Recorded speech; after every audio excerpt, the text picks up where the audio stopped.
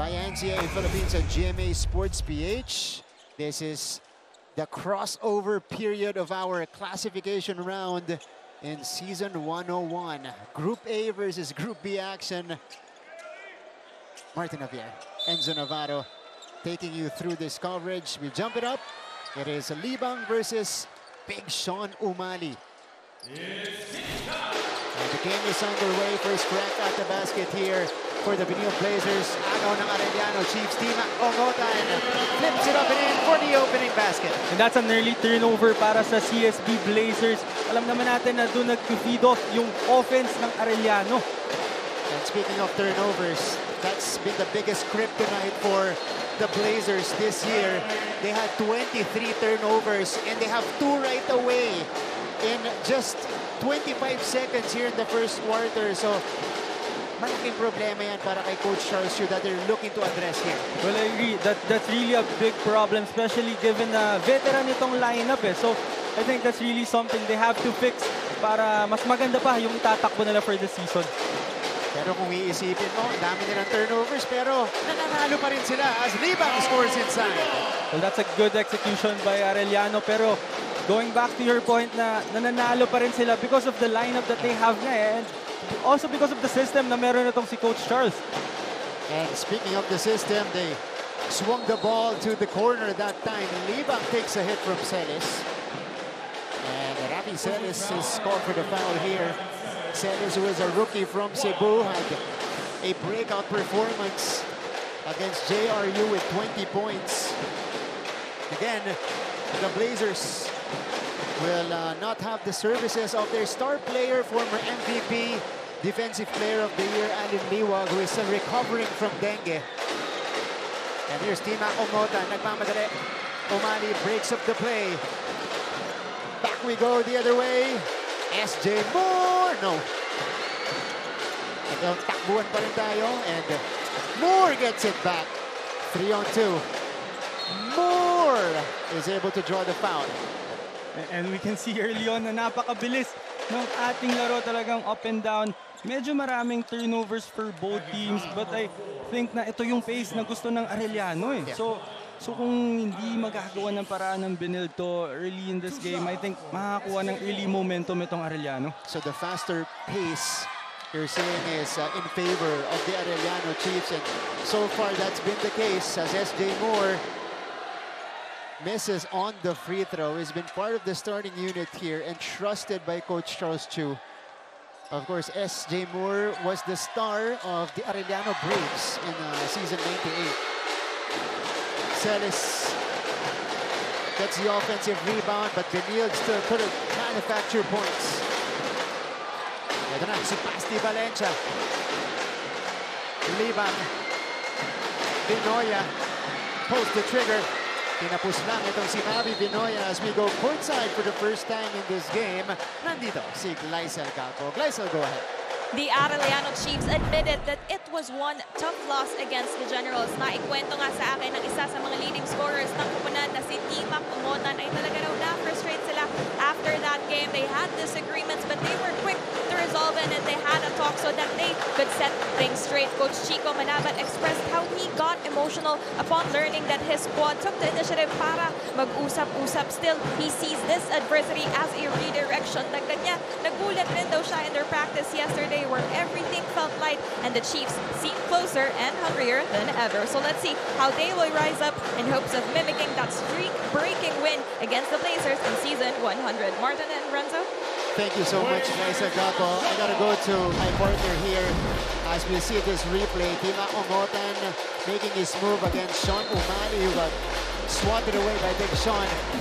Enzo, you're used to being a leader and a veteran on your team. Pag mga ganong klaseng talo, lalo na ikaw veterano, and it's a mix of, you know, young guys and veterans, paano mo minomotivate para maging isa ulit kayo as a team? Well, ang turo sa amin kasi sa LPU talaga is you really have to acknowledge the feeling of, syempre masakit yun for you na galing ka sa talo, and you have to acknowledge that feeling para maka-move on ka kaagad eh. Kasi that game was yeah, that was a tough loss, but that was only one game. So you have a next game pa. So kailangan talaga mag-start sa'yo as a leader, as a point guard, kailangan mag-start sa'yo na makapag-move on agad yung team mo and mag-focus agad for the next one. But I like, the steps there. You acknowledge the feeling first. This is a feeling that you don't want to consistently have, diba, in the NCAA, and then move on afterwards. Learn from your mistakes. Yes, that's why it's big for Coach Chico na merong initiative yung players niya to do that. Oh, si Timac Ongotan yung nanguna doon. They have a lot of veterans on this team. You talk about Basti Valencia, who is the team captain for another year. They're helping each other out. CJ Libang connects on the free throws. Arellano with a faster start. 5-0 so far. Yes, this is a good start for Arellano. And yun nga yung pace kasi na gusto nila na talagang gusto nila up and down. Mas sanay sila maglaro dun. And itong Benilde, yun yung gusto nilang iwasan dito. Although they are very much capable of keeping up with the running game. Pero pag-running game, mas lemado yung Arellano Chiefs. Tama ka dyan. And for Benilde, sa lineup na meron sila ngayon, especially with Sean O'Malley, na alam naman natin kung gaano kalakas yan sa post. Mas gusto talaga nila na mag-half-court set muna. Nakakakuha naman sila ng magagandang tira. Mintes nga lang mula kay Morales. Mavi Dinoya stops on the dime and sends it in again. O'Malley with another steal. That was the second defensive stop for Sean O'Malley. Recognizing the offense very well. Talagang veterano na. Breaking up the inside play, pero si Jomel Ancheta hindi pa rin makashoot. Arellano races the other way. Timac straight to the cup. That was another transition offense for Arellano. And the Coach Charles has seen enough. They're still scoreless here in the first frame. Kaya napa-timeout na siya.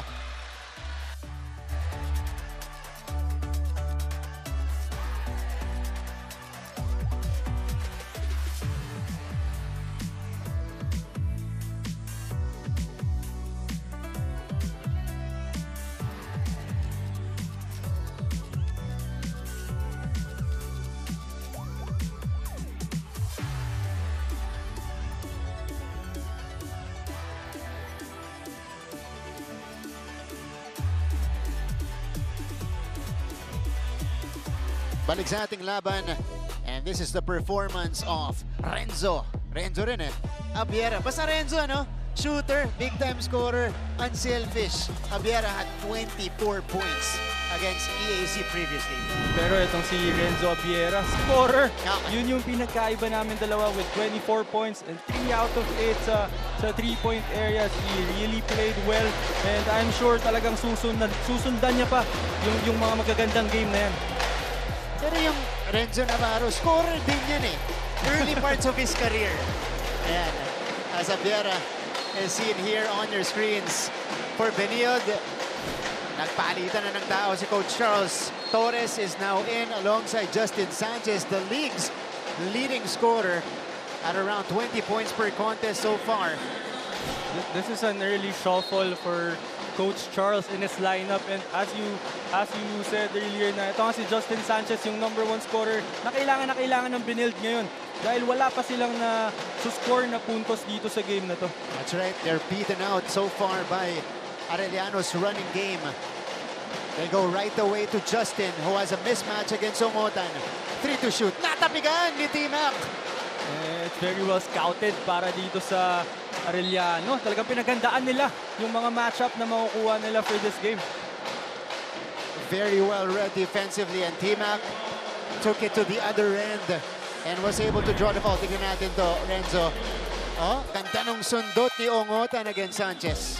And I think CSB had the right intention to attack Arellano in the post kasi nandun yung advantage nila malalaki sila But last time, itong si Ongotan na utakan ng konti, itong si Justin Sanchez. Mukhang nagbabad sa film review itong Arellano University because they knew right away off the bench si Sanchez, siya agad ang i-feed na bola. Nakita rin natin na may mismatch doon pero naka-ready rin yung mga helper ng Arellano Parang nag-drop sila into a 2-3 zone as soon as nakuha ni Justin Sanchez yung bola sa post. This is now an 8-0 start for Arellano, and Timac Ungotan continues to flourish in the first. 5 points na para kay Timac. Again, couple of games ago, he had a triple-double. So, mataas ang kumpiyansa nito. You're right. And speaking of kumpiyansa, papasok na si Renzo Abiera sa next dead ball natin. So I'm sure yung confidence nitong batang to napakataas ngayon. He will provide the scoring for the second unit nitong Arellano as Justin Sanchez draws the foul. So Abiera comes in for Ungotan. That's a good exchange if you're Coach Chico. Well, I was about to say na what a luxury for Coach Chico to take Ungotan out. Pero si Abiera naman yung kapalit papasok. Parehas scorer pero magkaibang klase, ano? This is a foul against Mavi Binoya. So, fourth team foul against the Chiefs. One more will put them over the limit. And that's something they don't want to happen here. Kasi sila yung may hawak nitong laban so far. Tama ka dyan, no? And yun nga, sa pace na sinasabi natin na gusto ng Arellano, ito yung makakasakit sa case nila ngayong maagang part ng game natin. Kapag na-penalty sila agad. Expect Benil to attack this Arellano defense. Torres, Sean got open. All air for Sean Umali, so the struggles continue for Benil. And I think that's a shot that Arellano would be willing to give up for CSB. Talagang yung mga outside shots na lang nung big men yung ibibigay nila instead of Sean getting the ball inside the paint. That's true. They'll dare Sean to shoot that shot all game. Abiera on the catch. RJ Geronimo is back or is in for the first time para dito sa Arellano Chiefs, and he has the basketball right now. 8-0 lead para sa Chiefs. They go to Basti. Cross-court pass. Binoya for three. Nothing there. Sanchez collects. Well, that's another great execution for Arellano. They got the shot that they want. Hindi nga lang na pasok ni Binoya. Oh, Sanchez able to split the defenders. Just couldn't get the basket. Ito na si Ernjay. Again, the Chiefs have been patient on the half court. Ernjay will attack the closeout. Geronimo misfires. And that was the right move for Geronimo kasi si Justin Sanchez yung umahabol sa kanya. Ganda nung pasa. Umali for Benil's first basket of the game. It is Justin Sanchez on the receiving end. Sean Umali is a very underrated passer. No, kasi I had the chance to play with him for how many years then, and talaga naniniwala ako na isa yun sa mga strength niya. Hindi lang yung pag-poste niya, hindi yung pag-score niya, yung passing ability niya rin kasi. Oh, nag-abot po itong si Enzo Navarro at Sean Umali as we take a look at that pass to set up Justin Sanchez and get them on the board in this game. Pero ikaw, nakita mo yung progression din ng laro neto ni Sean Umali. You know, from a guy being inserted as the third string center, second string center, ngayon, grabe na yung kumpiyansa niya. You know, and his instincts defensively, I think, you know, that sets him apart from the other centers in the league. Well, ang gusto ko sa na-develop talaga ni Sean ngayon is yung pag-control niya sa emotions niya. And yung alam niya kasi kung gaano siya kalakas inside pero hindi na siya nagpipilit ng mga tira niya ngayon. Yun yung pinakamagandang na-develop ni Sean. That's right. Oh, hard contact pero naibanda yun ni Renzo Abiera. Well, that's the confidence that we're talking about neto ni Renzo Abiera. That was against Sean Umali, which is a good shot blocker. This is another dynamic lineup fielded by Coach Chico Manabat. Nandito na rin si Joseph Hernal. Nanditong si Buenaventura. Let's take a look at this move by Renzo Abiera against Oli. He's got Sanchez on the second layer. Pinanggapan ni Sean, walang problema. Napakagandang drive para ni Renzo. No? Sobrang diin and sobrang lalim ng drive niya. Kaya nakakuha siya ng basket doon. Sean Umali against three defenders. Ganda nung hanap. Libreng-libre si Torres. Yan yung sinasabi natin na maturity nito ni Sean Umali. Kayang-kaya niya ng one-on-one yan. Minsan kahit may double team, kaya niya pa rin yan. Pero that time, he really looked for his teammate. Kaya may open layup si Torres doon. Both Benil baskets assisted by Sean. It is stolen by Sanchez. Sanchez, oh, denied. Great recovery from the Chiefs. And this is the reason why I said na parang maganda talaga yung scouting ng Arellano. Kasi every time kukuha ng bola itong si Sanchez, meron naka-ready na helper agad. That time it was Leighton Buenaventura timing it perfectly. Umali on the back down. Ito yung help. Medyo agresibo lang para kay Hernal. Oh, and that was the second time na dalawang guys yung pinahelp ng Arellano against Sean Umali. Ito si Hernal. Siya yung second helper doon. So, penalty na ang Arellano Chiefs and we still have 3:22 left in the first. So, and for CSB, ito yung pwede nilang magamit na sitwasyon para makahabol dito sa game na to, para makuha yung momentum nila. Kasi for a team as good as CSB, talagang kailangan lang nila makita na pumapasok yung bola dyan sa ring and yung confidence nila babalik na lang yan. Yeah. You know, right now they're 2 out of 13 from the field. They're struggling, but it's still just a 5-point game. And ang maganda rin sa CSB, nakakuha rin kasi sila ng stops eh. So kahit nagsastruggle sila offensively, hindi rin ganun kalayo yung nakikreate na margin ng Arellano. Yeah. Justin Sanchez with a scoop and a foul. And one for Justin Sanchez. Well, that time, walang sinend na helper. Itong Arellano, nakita naman natin na medyo malayo yung helper. Kaya nakakuha ng separation si Justin Sanchez. Pagpihit ni Sanchez, libre na. And for a guy like Justin Sanchez na matagal na rin dito sa NCAA, alam na rin niya kung paano talaga umiscore dito sa level na to. Kailangan mo talaga ng 2 to 3 guys to help out para lang mapigilan siya. Especially with the leap he has been taking this season offensively. Kasi ngayon, mas matalino na sa mga pinipiling tira itong si Justin Sanchez. And you know, when to go outside and when to take the ball in. I agree. Pareho sila ni Sean na sobrang laki nung na-develop sa maturity nila. Yeah, exactly. 8 to 10. Benilde is back in it. From 8 points down earlier, they are within 2. RJ. Uy! Sobra lang sa gilid yung pasa ni RJ Geronimo. So, it is an 8-2 run by the Blazers to pull to within 2.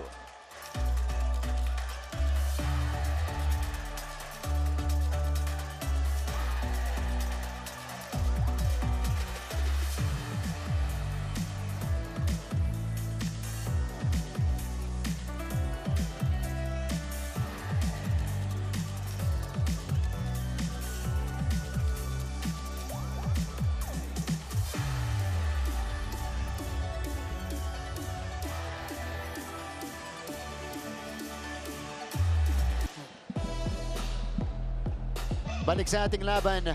And the shining moment for the rookie, Rafi Celis, against the Heavy Bombers. This guy at 20 points. Well, he introduced himself as a defensive guy, pero yung previous game nila against JRU, siya yung bumitbit ng scoring load para sa CSB with 20 points, 5 rebounds, and 4 steals, which is yun yung trabaho niya talaga. And he presents a lot of potential. Kasi 6'4", 6'5", tumatakbo ng ganyan, can handle the ball, may tira rin sa labas. And early in the game, siya yung kumukuha kay Ongotan. Yeah. So yun yung luxury ni Coach Charles na meron siyang Rafi Celis na kaya bumantay ng big man, kaya rin bumantay ng mga bibilis na guards natin. Two-way player na, multi-position pa yung pwede niyang bantayan. Tama ka. Tony Inot now in the game. Makes his move. Inot creates for himself. And that's one guy na talagang pwedeng puntahan ng CSB every single time. Talagang pag wala silang makuha off their sets, talagang pwede nilang puntahan itong si Inot. It's taking him a while to get back to his old ways. Pero mukhang mas maganda na yung ginagalaw dito ni Tony. Baseline drive. Blocked. Kamay. Pump fake. Blocked again. That's good recovery as we see Umali here holding on to his left elbow. This is after the landing he had. This is not good for the Benil Blazers, who is already playing without Allen Liwag. Now Sean is hurt. And Sean is a tough guy, so for him to look like that after a fall, talagang may nararamdaman yan. Ito, sinabayan niya. Collided with his teammate. Oo. Natukod ng kaunti, ano? Pagka-landing niya. Kasi yung lift-off niya na break nung collision niya with Torres, kaya awkward yung pagkaka-landing niya. Nasakto rin kasi itong si Torres papunta sa kanya pero nasa baba na eh. Yeah. So, we are praying it's not serious for Sean as he goes to the bench here.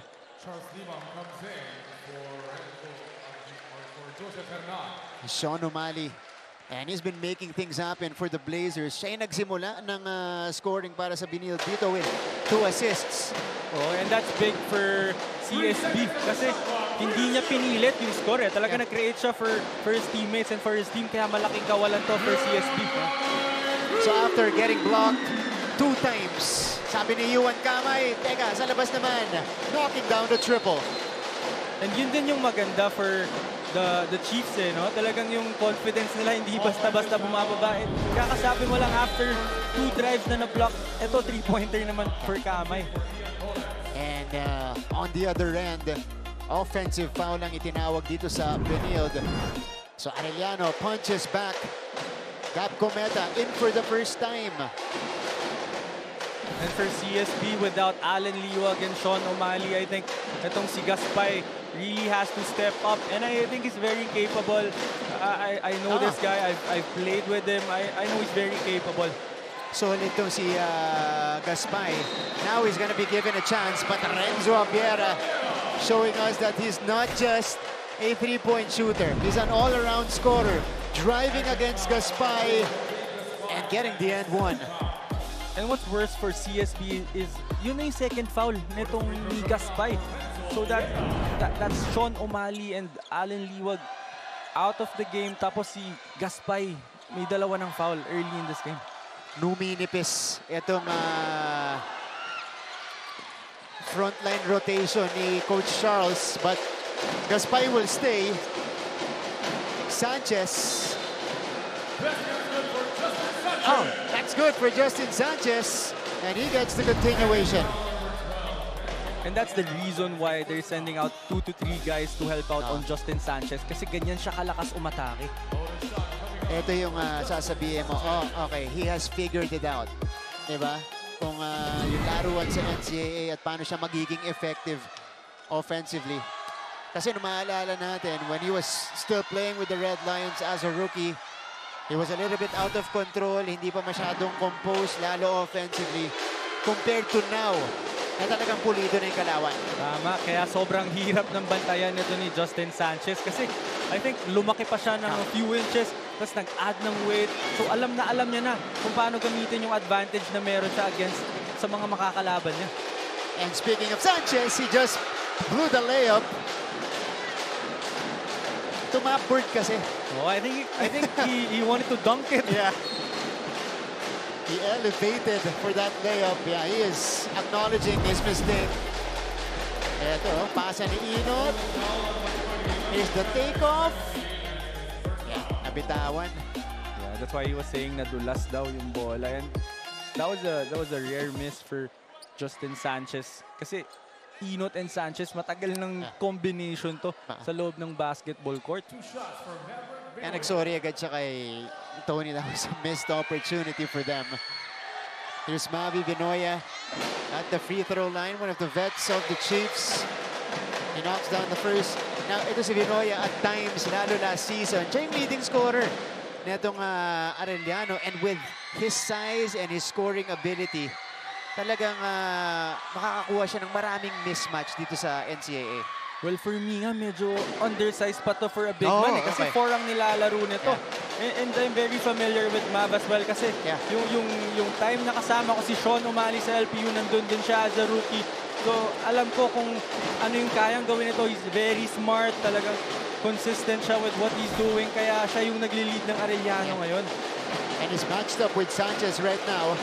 who got the board. Short stab for Cometa, will not get the bounce. And it stays with Benilde. With 14 on their clock, 38.3 left dito sa ating first quarter. And Arellano slowly recovering their lead that they had early on. Sanchez hits Benoya with a jab, close by him. Sanchez, no one's got to stop Justin Sanchez here. That was against two guys already. And I think tama ka, na-figure out na ni Justin Sanchez kung paano butasin itong depensa ng Arellano. 10 points off the bench for Sanchez. And it is 15-17. Benoya doesn't get it. Oli here with 6 seconds left. They go to Sanchez. Sanchez falling down. Cometa with a heave. Not that time, and after the end, or at the end rather, of the first 10 minutes of action, it is Arellano able to maintain their lead 17-15 after the first. Magbabalik po kami for the second quarter.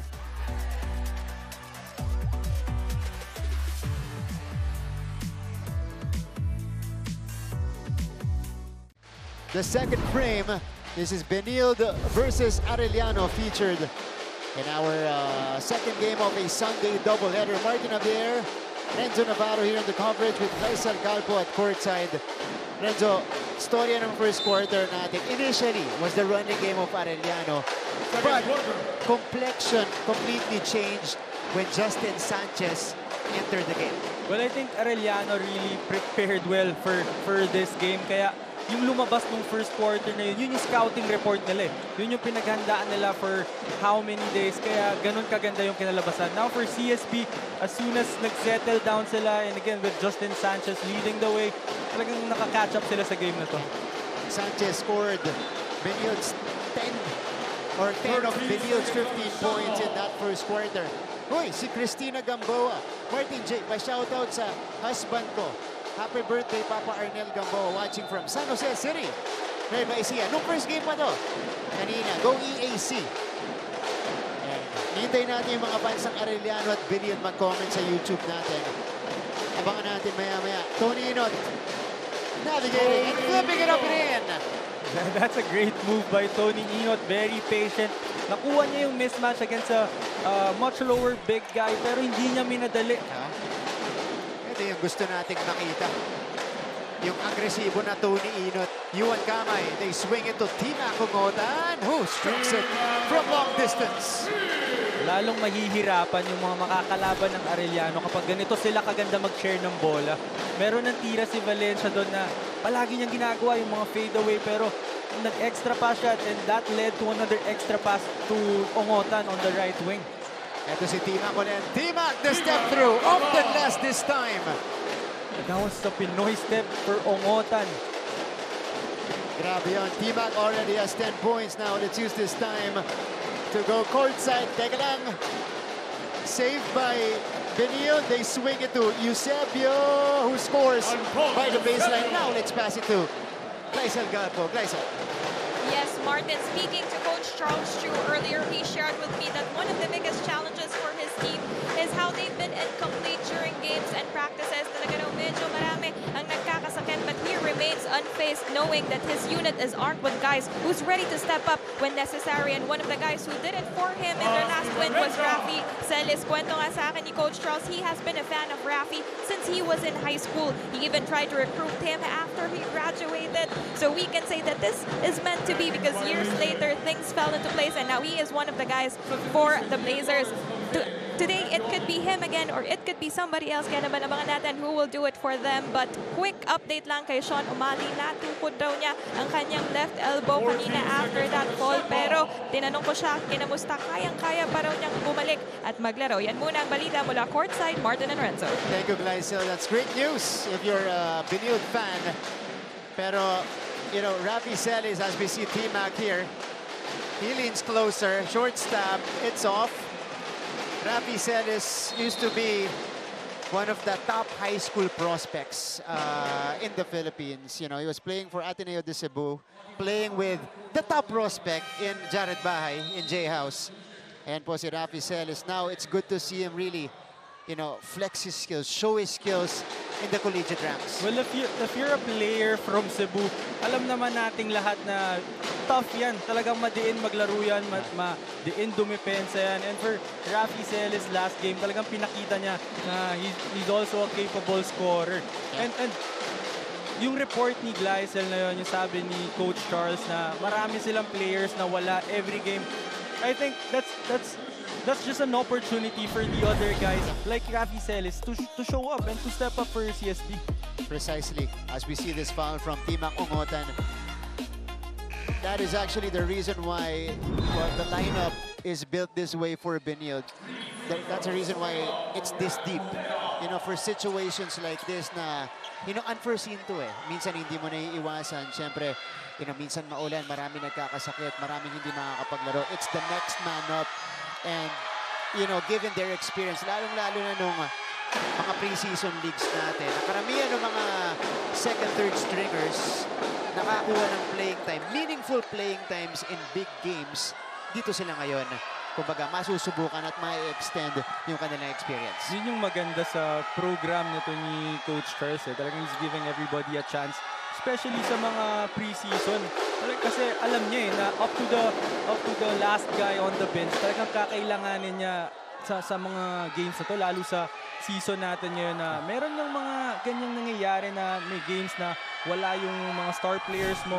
So talagang nire-ready niya lahat ng players na mag-step up. Talagang binibigyan niya ng experience and exposure. But again, despite the depleted lineup, eto, lumalaban sila, nagko-compete, and you know, they still continue winning in the NCAA. 21-24. Timac has been the man for Arellano. Ooh! Just missed it at the rim. That was another great attack by Ongotan. I think kaya sumabla yung tira na yun. Nagulat siya, na libreng-libre siya. Yeah, napalakas. Inot. And that's a foul on... Oh, is it the turnover? Yeah, it is a turnover on Tony Inot. So turnover count, Benilde already has 8 turnovers. Converted to 7 points by the Chiefs. Inbound, nahihirapan si Valencia. RJ Geronimo is at the point for the Chiefs. Ian Torres will be whistled for this one. And I think frustration foul na ito para kay Ian Torres kasi they're really struggling to run their sets, to execute on offense. Kaya medyo may mga bad habits na lumalabas sa depensa. 21-24 still in the second frame. Over 3 minutes gone. In the second, Timac again on the attack. Another great attack by Ongotan. Nakita natin last season si Ongotan na talagang open court ang nilalaro. Pero ngayon, ang galing niya na magbasa sa pick and roll. Alam niya na biniblitz siya. So, sobrang patient niya with playing that pick and roll.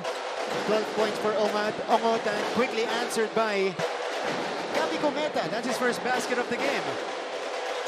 And another guy for Benilde na kailangan mag-step up para sa laro na to si Gabby Cometa. Wow! That is a big-time hit from Basti Valencia over the extended arm of Gaspay. Right, very well contested three-pointer nito ni Valencia pero nakuha niya. Cometa. Asted to work with, dancing with Benoya.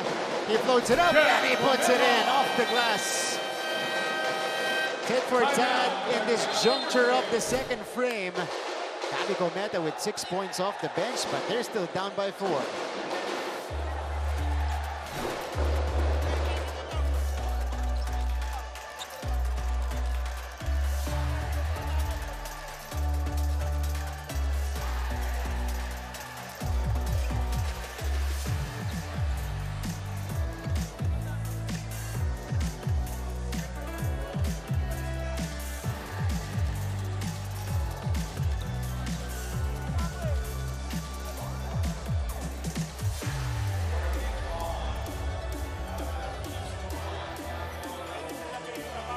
Balik sa ating laban.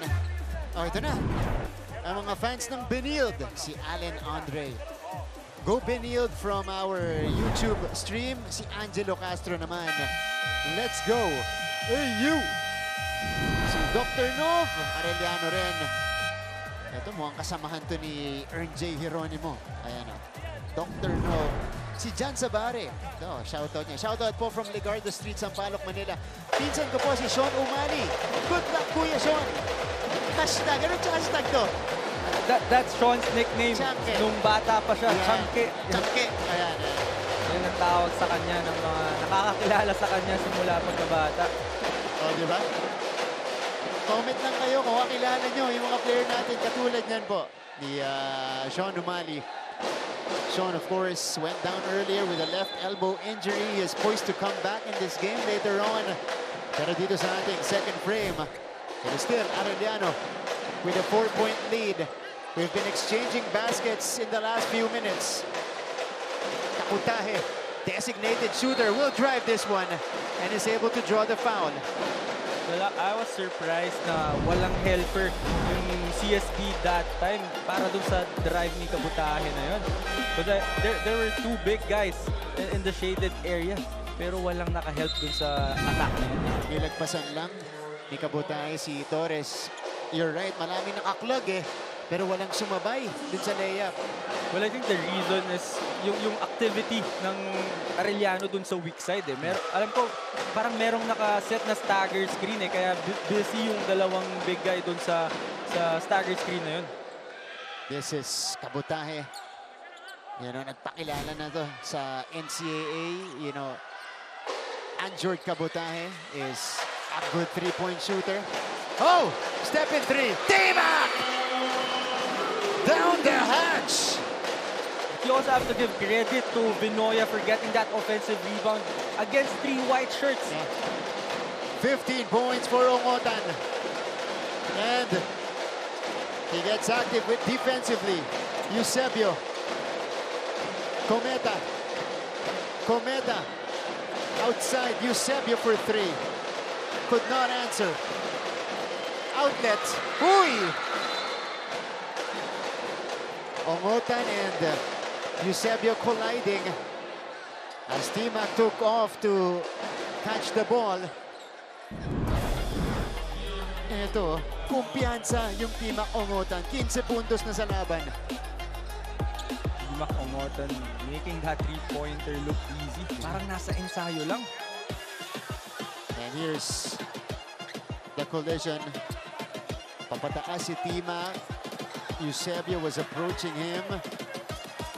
So they bumped each other.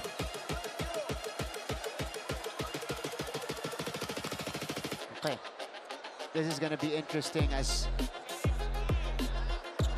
we see here referee Harry Santos, our FIBA International referee and crew chief, attends to the replay.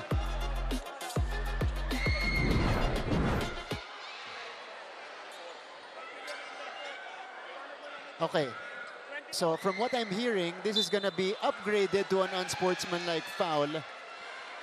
Criteria 4. Dahil walang ibang player sa kabilang side para sa Benilde. Sige.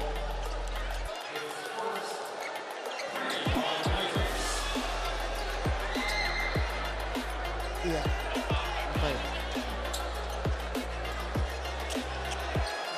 So they tagged it as a clear path in that sequence. Yeah, you're right. Criteria 4 ng unsportsmanlike is an illegal contact by the defensive player from behind or laterally on an opponent. So yun yung, I think yun yung tinawag eh, kasi nauuna si Ongotan. And yun din yung adjustment na kailangan nating i-remind lahat ng nanonood eh, na hindi porke tinawag yung unsportsmanlike foul, ibig sabihin may ginawa na intentional eh. Yun yung naging adjustment with the rules. So, I correct myself, it wasn't clear path dun sa positioning nila. Oo. Natawagan ng unsportsmanlike foul, which fulfills criteria number 4 or condition 4 in our rule book. Right. And again, there was no intent to hurt for para dito kay Eusebio. It's just that yung positioning nila. Kaya kailangan nilang itawag yung unsportsmanlike foul. Ongotan is firing that time, but Arellano is continuing to feed the hot hand. And even the activity on that offensive rebound, talaga napakaganda for Arellano. That was Justin Sanchez getting that defensive rebound, pero hindi sumuko itong si Vinoya. Kaya na-force pa na magkaroon sila ng isa pang possession. That's right. This is the biggest lead for the Chiefs so far. And our first double-digit advantage. Valencia fading away. Ooh! Went around and went out ultimately. Umali, bumomba. Isa pang pasa para kay Galas. Galas follows it up. Pura pa rin. Big Sean follows it up with a basket. And that's the maturity na sinasabi natin na meron ito si Sean Umali. As we see that layup by Kabutahe. Pero going back to Sean Umali, he already had a shot dun sa gitna eh. Pero binigay niya pa yung extra pass na para sa teammate niya na sumablay pero nakuha niya offensive rebound. That's right. But Arellano, again, this is the maturity of the Chiefs now. They countered back with a quick, fast break play. Hindi pa nakakaseta pang binil sa kabila kanina. T-Mac, step back. T-Mac Ongotan is red hot. He's got the hot hand here in the first half. 20 points para kay T-Mac. And Arellano resets the biggest lead, 40-27.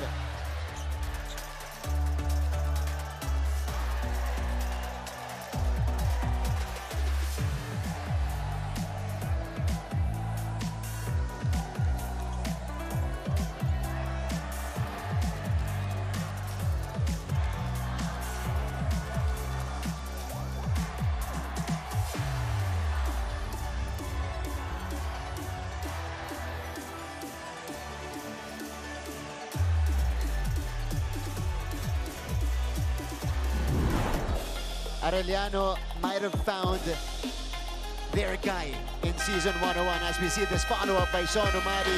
Made the pass first and then cleaned up the mess. Kabutahe with a quick answer here. And then T-Mac Ongotan went to work. Oo, sa half-court set talagang alam na alam ni Ongotan kung paano butasin yung depensa nitong Benilde. Talagang nakita natin na kaya niyang atakihin off those pick and rolls. Kaya niyang mag-step back three-pointer. So, malaking problema to for Benilde to stop Ongotan. Check this. T-Mac Ongotan with 20 points and the plus 19. Dun sa box plus-minus natin. Vinoya almost getting it. Picked up by Ancheta, who is back in the contest.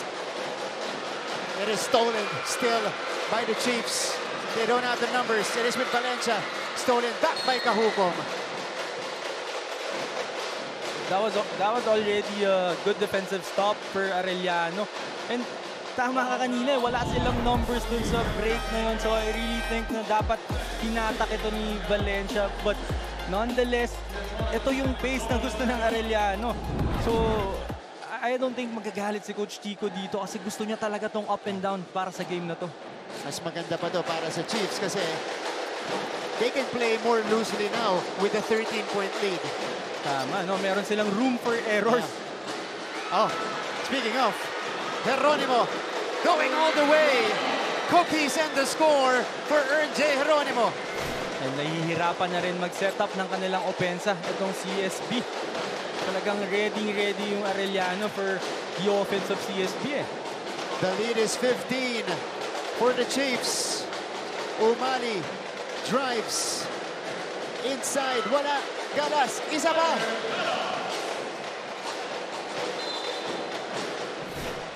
Pero nakikita mo yung quality ng baskets para sa Benilde at this point, Renzo. Talagang pinagtratrabahuhan nila kada basket. Oo, kung gaano kahirap makashoot for Benilde, gano'n naman kadali para sa Arellano. Kaya sila yung may hawak ng napakalaking kalamangan. Look at this. Galas just staying active. Oh, hold on. So, I think there was a violation on the Violation. inbound. Parang stepping ata. And Big Sean takes advantage. Nice move by Umali. So 31-42, 4-point swing for Benilde. And that's something na hindi ko alam ba't hindi pinupuntahan rin ng CSB. No? I think walang makakadepensa masyado on the post for Sean Umali. And with the way he's playing right now, he's creating for his teammates. So I think every possession, kailangan nilang bigyan man lang ng touch si Umali sa post. That's right. And, you know, if you've watched, or if you watch season 100, karamihan ng puntos ng Benilde o ng opensa galing sa poste last season with Liwag. So now, that's one of the reasons why they got Umali. Para sa second unit, meron ka pa ring threat dun sa poste. I agree. And yun nga, yung sinasabi natin na medyo pinipilit sa mga pick and roll ng CSB ngayon eh. Kaya I feel like yung Arellano, ilang araw pre-practice yung pagdepensa ng pick and roll and yung sa isolation ni Justin Sanchez. So I think it's really something that they could go to para i-relax ng konti yung offense nila and makakuha ng mas magagandang looks. That's right. So Galas playing extended minutes today. You know, filling in for, well, Allen Liwag, pati si Gaspay nasa foul trouble na kanina.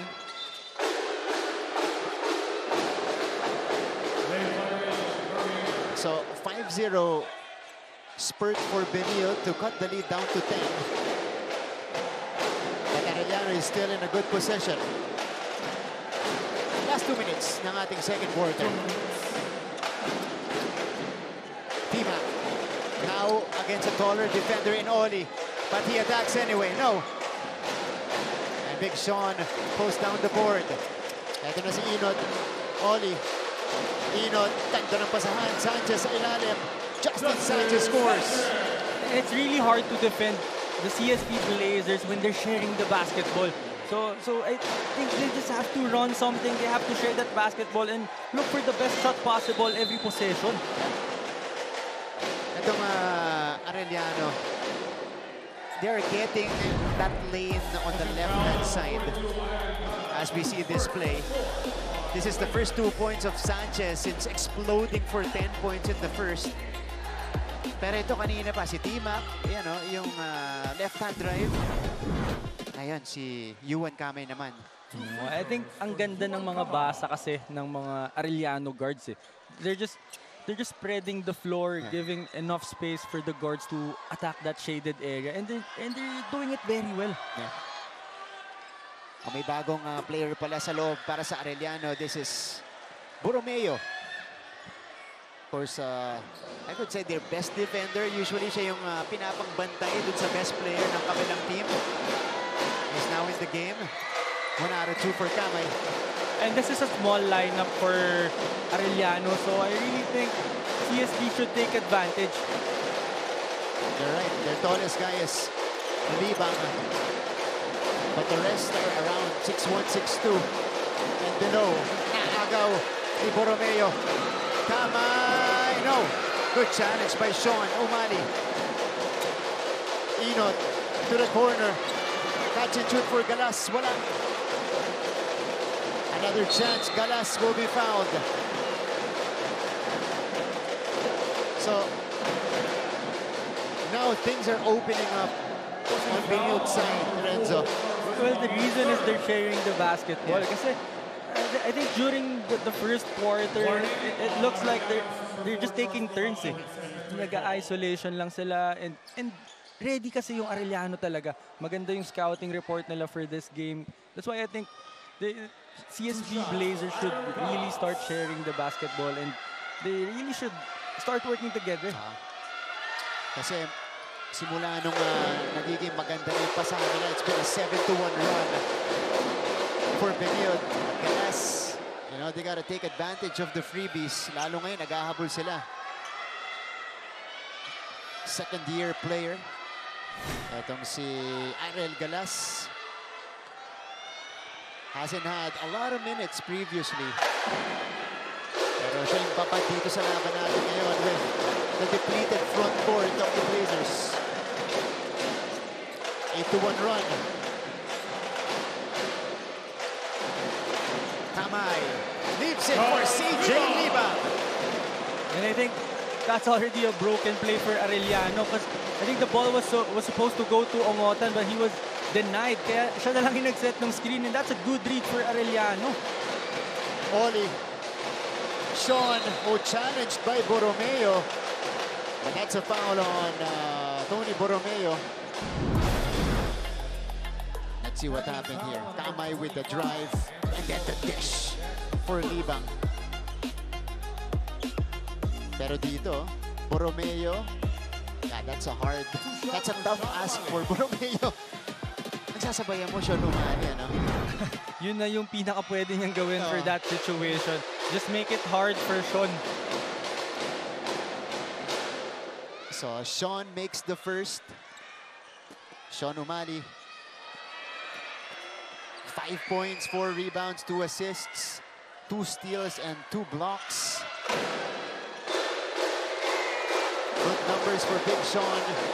And he goes 2 for 2. But I think for the Blazers right now, they just have to take it one possession at a time. Kasi for a team like them na malalim yung lineup and veteran na, I'm sure makakabalik sila dito as soon as they... basta gawin lang nila ng tama talaga and they just have to keep playing. Dimac. Renzo. Or Kamay rather. Kamay up and under. No. Final shot time for Benil. This is going to be important. Sanchez has it. Sanchez attacks. Sanchez, no. Got it back. But Enot wasn't there. So, 0.9 seconds. So that's a big opportunity na miss nitong CSB because I think that was supposed to be the best way to end this half to get a basket pero na-stop sila ng Arellano that time. Maybe enough for a catch. Yes, they execute on the alley-oop inbound. So Benilde, what a run to end the first half for them. So we were at 42-27 earlier. We end 45-37. They count the basket. Tony Enot with a score. So it's 45-39, a 12-3 run to end the first half for Benilde to cut the lead down to 6. We'll give you numbers and the story of the first half, performances from our cheer squads during the halftime break. Banyales, babalik kami sa NCAA Season 101.